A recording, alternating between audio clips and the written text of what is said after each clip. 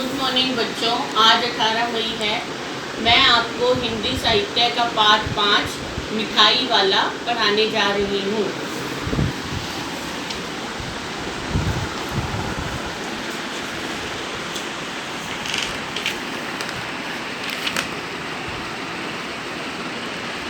मिठाई वाला। इस कथा में एक फेरी वाले की भावनाओं को बड़े ही मर्मस्पर्शी ढंग से चित्रित किया गया है। यह पाठ जो है भगवती प्रसाद वाजपेयी जी ने लिखा है और इस पाठ में फेरी वाले यानी जो घूम घूम कर अपना सामान बेचते हैं उनके बारे में बताया गया है।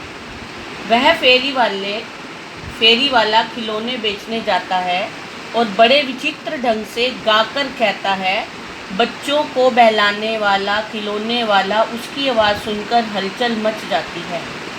यह फेरी वाला जो है खिलौने गाने गा गा कर बेचता है। छोटे बच्चों की माताएं चीख उठाकर छज्जे से झांकने लगती है तो बच्चों का झुंड खिलौने वाले को घेर लेता है। खिलौने वाला वही अपनी पेटी खोलकर बच्चों को खिलौने दिखाने लगता है। बच्चे अपने नन्हे नन्हे हाथों से खिलौने लेते हैं, तोतली आवाज़ में दाम पूछते हैं। राय विजय बहादुर के बच्चे चुन्नू मुन्नू भी खिलौने लेकर उछलते कूदते घर पहुँचे। माँ रोहिणी ने उनसे पूछा कि खिलौने कितने में लिए, तो चुन्नू मुन्नू ने बताया कि 2 पैसे में। यह सुनकर रोहिणी को आश्चर्य हुआ, इतने सस्ते में खिलौने वाला खिलौने कैसे दे गया। बात छोटी सी थी, आई गई हो गई। सब खिलौने वाले के पास खिलौने लेने आते हैं। उसी समय राय विजय बहादुर के 2 बच्चे चुन्नू और मुन्नू भी खिलौने लेकर घर पहुंचते हैं तो इतने सस्ते खिलौने देखकर माँ हैरान हो जाती है। 6 महीने बाद नगर में एक मुरली वाले के आने का समाचार फैला। लोग कह रहे थे कि वह बड़ी अच्छी मुरली बजाता है, केवल 2-2 पैसे में मुरली बेचता है। उसे देखकर ऐसे लगता है जैसे ये वही खिलौने वाला है जो पहले आया करता था। कुछ समय बीतता है। 6 महीने बाद वही खिलौने वाला मुरली बेचने आता है। मुरली वाले की आवाज़ भी गलियों में उसी प्रकार सुनाई देने लगी, बच्चों को बहलाने वाला मुरली वाला। उसकी आवाज़ रोहिणी ने सुनी तो उसे तुरंत खिलौने वाले की याद आई। चुन्नू मुन्नू पार्क में खेलने गए थे, इसलिए उसने मुरली खरीदने के लिए पति से कहा कि वे मुरली वाले को बुला लाएं। बच्चों से घिरे हुए मुरली वाले से विजय बाबू ने मुरली का मूल्य पूछा तो उसने कहा कि वह देता तो 3 पैसे में है, लेकिन उन्हें 2 पैसे में ही देगा।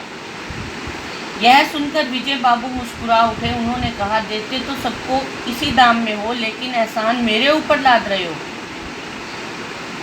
तभी विजय बाबू मुरली वाले से कहते हैं कि कोई बात नहीं, तुम 2 पैसे का ही बेचते हो, मुझे एहसान क्यों जता रहे हो। उनकी बात से अप्रतिभ यानी हैरान होकर मुरली वाले ने कहा, इनका असली मूल्य 2 पैसे ही है, कहीं और से ये इस दाम पर नहीं मिलेगी। ग्राहकों की आदत होती है दुकानदारों को लुटेरा समझने की। विजय बाबू ने कहा, उनके पास वक्त नहीं, वह जल्दी उन्हें 2 मुरलियाँ दे दें। मुरली वाले ने मुरलियाँ लेकर विजय बाबू भीतर आ गए। मुरली वाले से विजय बाबू ने 2 मुरलियाँ खरीदी और वो अपने घर में आ गए। वह वहीं बैठकर बड़े स्नेह से बच्चों को मुरली देने लगा। रोहिणी बच्चों के साथ उसके स्नेह भरे वार्तालाप को सुनकर समझ गई कि वह भला आदमी है और किसी मजबूरी में यह काम करता है। बहुत दिनों तक रोहिणी को मुरली वाले की स्नेह सिक्त बातें याद आती रही, फिर वह धुंधली पड़ गई। रोहिणी जो चुन्नू मुन्नू की माताजी होती हैं, वो भी मुरली वाले की बातों से देखकर समझ गई कि ये कोई अच्छा इंसान है। 8 महीने बाद सर्दी के दिन में रोहिणी छत पर बैठकर बाल सुखा रही थी। तभी उसके कानों में एक आवाज़ आई, बच्चों को बहलाने वाला मिठाई वाला। अब वही पहले खिलौने वाला, फिर मुरली वाला, अब वह मिठाई वाला बनकर आता है। वही फेरी वाला अब वो मिठाई लेकर आता है बच्चों के लिए। रोहिणी झट से नीचे आई। पति घर में नहीं थे। उसने दादी से मिठाई वाले को बुला लाने को कहा। समय चिक के पीछे खड़ी हो गई। दादी ने मिठाई वाले को बुलाया। मिठाई वाला आकर बैठ गया। उसने कहा कि वह पैसे की 16 मिठाइयाँ देता है, यानी एक पैसे में वह 16 मिठाइयाँ देता है। दादी ने उसे 25 देने को कहा तो वह ना माना। रोहिणी ने दादी से कहा कि वे 4 पैसे की मिठाइयाँ ले ले। फिर उसने दादी से मिठाई वाले से पूछने को कहा कि वह शहर में पहली बार आया है।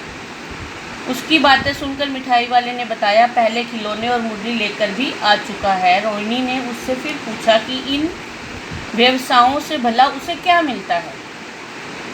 रोहिणी को इस बात का शक हो जाता है कि यह पहली बार नहीं आया।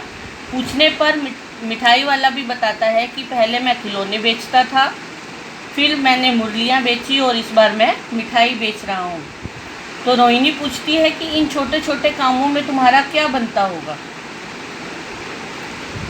मिठाई वाले ने कहा खाने भर को मिल जाता है, लेकिन जो संतोष और असीम सुख करने पर मिठाई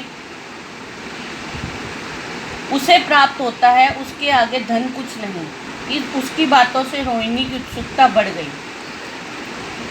मिठाई वाला कहता है कि मुझे इन बच्चों को खुश देखकर जो संतोष मिलता है वो इस पैसे के सामने कुछ भी नहीं है। तो रोहिणी के मन में इस बात की उत्सुकता बढ़ती है कि वह पूछे कि ऐसा क्यों कह रहा है वो। रोहिणी के अत्यधिक आग्रह करने पर मिठाई वाले ने अतिशय गंभीरता के साथ उसे अपनी कथा सुनाई। वह अपने नगर का प्रतिष्ठित आदमी था, यानी बहुत अमीर आदमी था, बहुत इज्जतदार आदमी था। धन धान्य की कमी नहीं थी उसके पास। उसकी पत्नी थी, बच्चे थे, परंतु भाग्य की लीला कुछ ऐसी रही कि अब कोई साथ नहीं है। जीवन कठिन हो गया है, इसलिए खिलौने और मिठाई के बहाने वह बच्चों की खोज में निकला है। उसे आशा है कि उसके बच्चे कहीं ना कहीं किसी न किसी रूप में जन्म अवश्य लिया होगा। मतलब उसकी पत्नी और उसके बच्चों की मृत्यु हो जाती है तो उसे लगता है कि वह इन बच्चों को देखकर ही उसमें अपने बच्चों का रूप देखता है। वह पैसों के लिए नहीं, बच्चों के पीछे अपना मन बहलाता है। रोहिणी ने देखा मिठाई वाले की आंखों में आंसू थे। उस समय चुन्नू मुन्नू भी आ गए। मिठाई वाले ने उन्हें मिठाई दी। रोहिणी ने उसकी ओर पैसे फेंके तो उसने कहा इस बार वह पैसे नहीं ले सकेगा। उसने पेटी उठाई और अपने मधुर स्वर में गाता हुआ निकल गया। उसने कुछ मिठाइयाँ चुन्नू मुन्नू को दे दी और उसके पैसे भी नहीं लिए।